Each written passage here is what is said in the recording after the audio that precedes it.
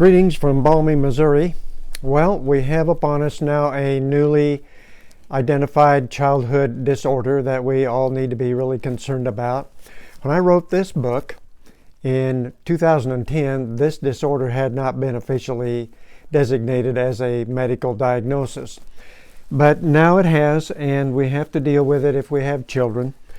The children's disorder is called ARFID or RFID. I wonder if any of your kids have RFID. ARFID stands for Avoidant Restrictive Food Intake Disorder, or as we have usually termed it, picky eaters. Now, picky eaters have been defined or identified in three different groups: normal, moderate, and severe. A normal picky eater is most any kid at any particular given time in his life. Not to worry, he'll be fine. Moderate picky eaters are a little bit different story. They may develop some symptoms from malnutrition. They may have hyperactivity or anxiety. Many of them are prone to hyperactivity and ADHD. They may even have some reduced growth or other issues such as being an underperformer in school. And then there are the severe ARFID kids, severe picky eaters, and their problem becomes more of a pathologic and medical disorder. Their eating habits may interfere with their schoolwork and their family life, and they're more prone to having emotional problems such as depression or even anxiety.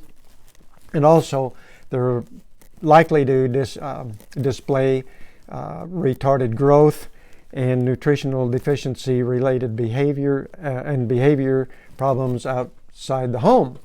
And so the question becomes, what do I do if I have picky eaters? And so I have listed our little cartoon guy here, the picky eater, and a few things that we, the parents, can do to help combat this problem.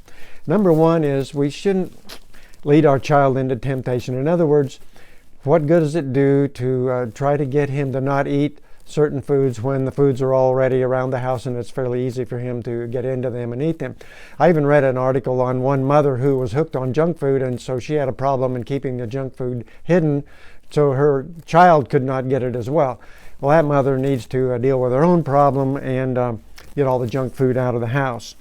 Another kind of interesting suggestion that they made in one of the studies was to take the child shopping and help him select the food that he may like to have. Of course, you're going to define what his choices might be.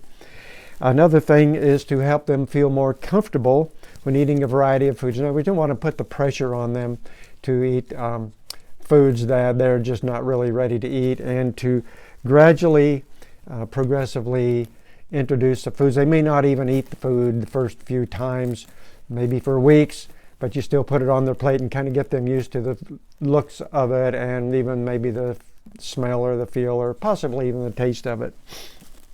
Another good idea they recommended was to change the presentation. In other words, we know yogurt is good for all kids and they all should be eating it, but it doesn't taste that great sometimes, and so what we can do is change the presentation. We can put it in frozen like popsicles or in smoothies or in a cup and put in some sweetener of some kind, anything just to get them interested in it.